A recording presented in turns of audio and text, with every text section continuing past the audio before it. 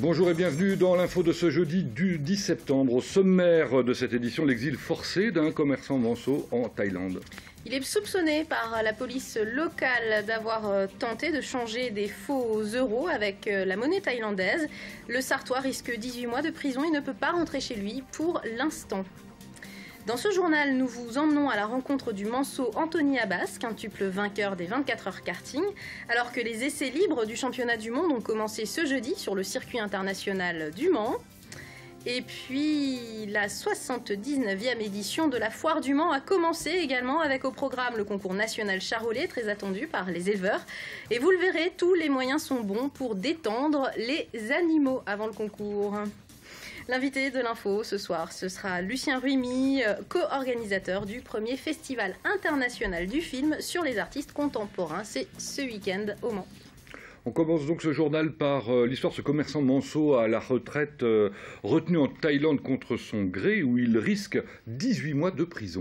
En vacances en Thaïlande, René Regnault est soupçonné par la police locale d'avoir volontairement tenté de changer de faux euros avec la monnaie thaïlandaise.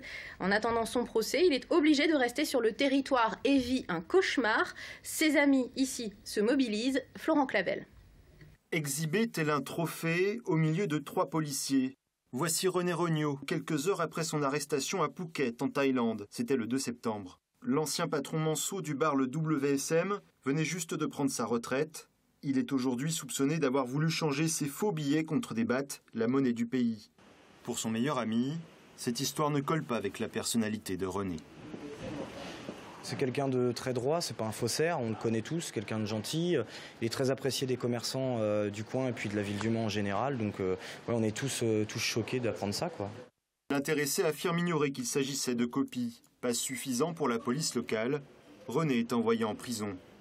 Il en est sorti ce mercredi, une semaine après. Sur une photo envoyée par SMS, il apparaît amaigri, le crâne rasé. Les conditions de détention ont été quand même assez abominables. Un repas par jour, des conditions 150 personnes dans 400 mètres carrés, donc c'est quand même énorme, quoi. Depuis, René loge dans un hôtel. Son passeport a été confisqué, obligé de rester sur le territoire en attendant son procès, seul et sans argent. 6 000 € dépensés pour acheter cette semi-liberté. Il va falloir qu'on essaye de lui venir en aide pour pouvoir survivre ces 80 jours qui lui restent avant sa date d'audience, parce qu'il est bloqué 80 jours sur le territoire thaïlandais. La mobilisation prend forme.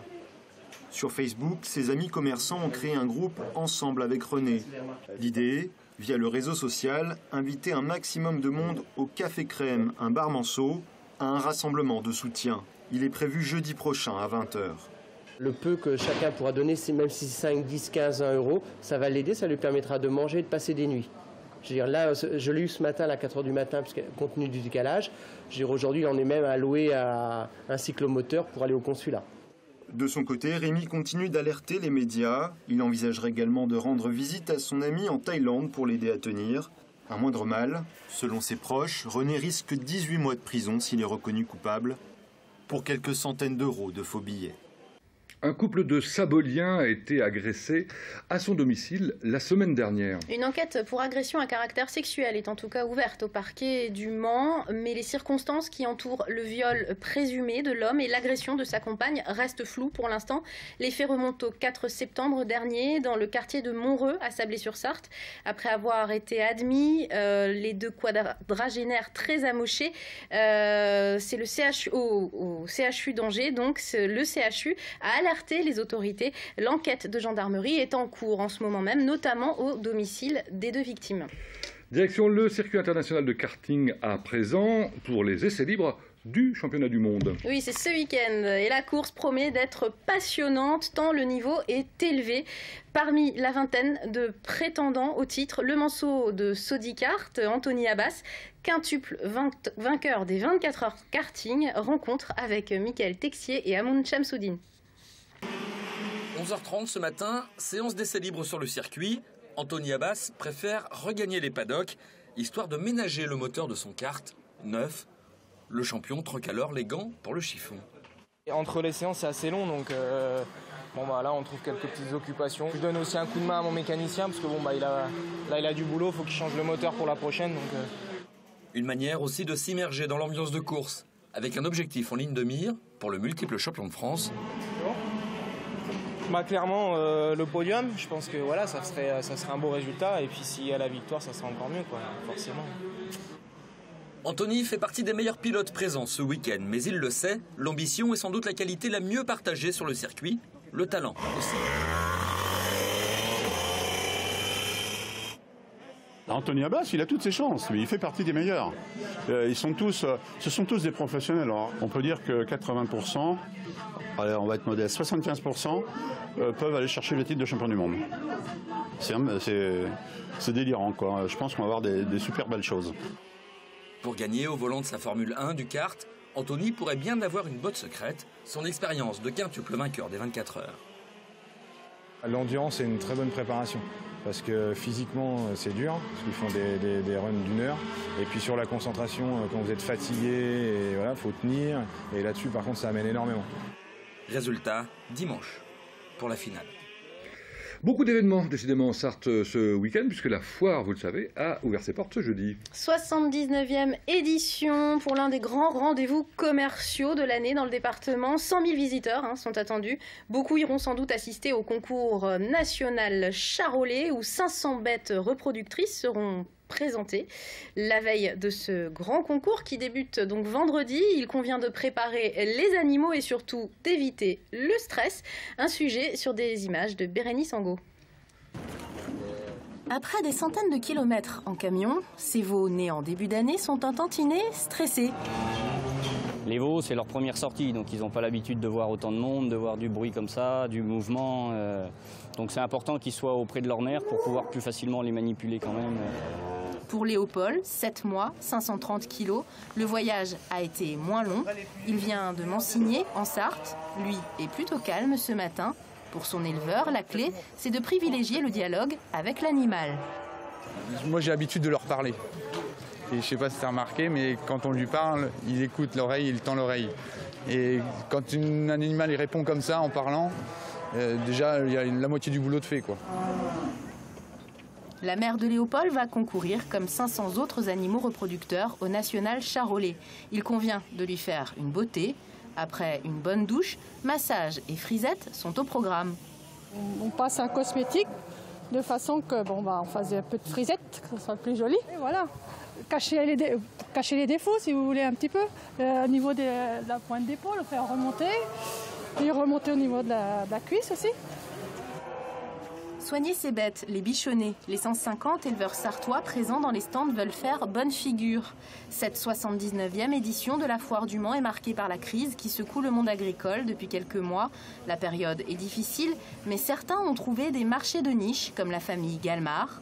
Elle fournit une bête par semaine à un petit supermarché du Sud-Sarthe, tout proche de leur exploitation, pour 4,60 € le kilo, légèrement au-dessus de leur coût de production. Là, on est sur un prix où voilà, on en vit. C'est une niche. Ce ne sera pas la solution pour tout le monde, parce qu'il n'y a pas la place pour tout le monde. Le concours national charolais commence ce vendredi. L'occasion pour les éleveurs de montrer tout leur savoir-faire et de rencontrer le consommateur dans une ambiance plus apaisée que celle des derniers mois. C'est un beau bébé en tout cas. Il est l'heure maintenant d'accueillir l'invité de l'info. Oui, ce soir c'est Lucien Rumi, bonjour. Bonsoir. Vous êtes artiste peintre, vous êtes organisateur de Pulsart, les gens vous connaissent pour cela, c'est le salon international d'art contemporain qui a lieu en juin au Mans. Mais vous venez ce soir en tant que co-organisateur du premier Festival international du film sur les artistes contemporains. C'est ce week-end au Mans, salle des concerts, 56 rue du Port. Qu'est-ce que c'est que ce festival ? Au Pulsart, on montre des œuvres qui sont déjà achevées. Et donc là, c'est aller un peu derrière le miroir, aller à la rencontre des artistes pendant leur lieu de création, les voir créer, discuter avec eux, leur demander leur motivation, etc. Et ce sont des films qui ont été faits par des professionnels, des réalisateurs. Et donc, on va pouvoir ainsi aller à leur rencontre dans leur choix, pourquoi ils peignent comme ci ou comme ça. Par exemple, Vladimir Velukovic raconte que c'est quelqu'un qui a vécu la guerre depuis l'âge de 8 ans, et donc ça explique un peu sa peinture, son travail d'aujourd'hui. C'est du 11 au 13 septembre. Concrètement, on peut assister à toutes les projections. Vous conseillez aux gens de faire leur choix au préalable. Comment on fait concrètement ? Les Mordus, il y en a 26 quand même des films. Les Mordus, je leur conseille de venir voir les 26 films. Maintenant, ceci dit, effectivement, il faut faire son choix en fonction de son emploi du temps, etc.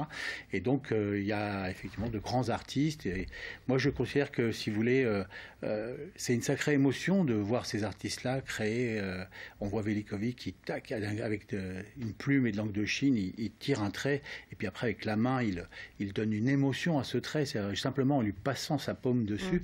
Et bon, c'est extrêmement émouvant. De la même manière que quand on voit par exemple Matisse en train de peindre ou en train de découper ses danseurs, etc. Donc il y a une émotion qui passe. Et là, c'est vraiment tout public, cette émotion-là. Elle est vraiment tout public. C'est pas un tout petit peu élitiste quand même Non, l'art n'est pas élitiste. Ce qui est élitiste, c'est ceux qui veulent faire croire que ça l'est. Mais l'art, c'est pas du tout élitiste. Mais sinon, non, on peut considérer qu'il y a certaines formes d'art qui prennent des gens pour des gogos, mais ça, si vous voulez, c'est pas notre cas. Nous, on défend un art, de la peinture, de la sculpture, de la vidéo, un art qui a du sens, un art de la sensibilité, qui veut transmettre quelque chose, une émotion, une joie, une colère à celui qui regarde l'œuvre. Alors évidemment, ce festival, c'est un moyen d'aller au-delà. C'est une connaissance supplémentaire qui donne une saveur supplémentaire à la découverte des arts. Alors, le tarif journée, c'est 10 € pour les gens qui n'ont qu'une journée à consacrer à ce festival. On peut aller jusqu'à 15 € donc, pour toutes les projections, c'est bien ça? Alors, non, c'est 35 €. 35 € toutes les projections. Toutes les projections et 15 € pour la journée. Pour la journée entière. Voilà. Et puis, pour les gens que ça intéresse d'aller plus avant, bien sûr, ils peuvent venir aussi vous rencontrer, discuter avec vous, puisque vous serez sur place forcément. Oui, les réalisateurs, un bon nombre des artistes seront là aussi.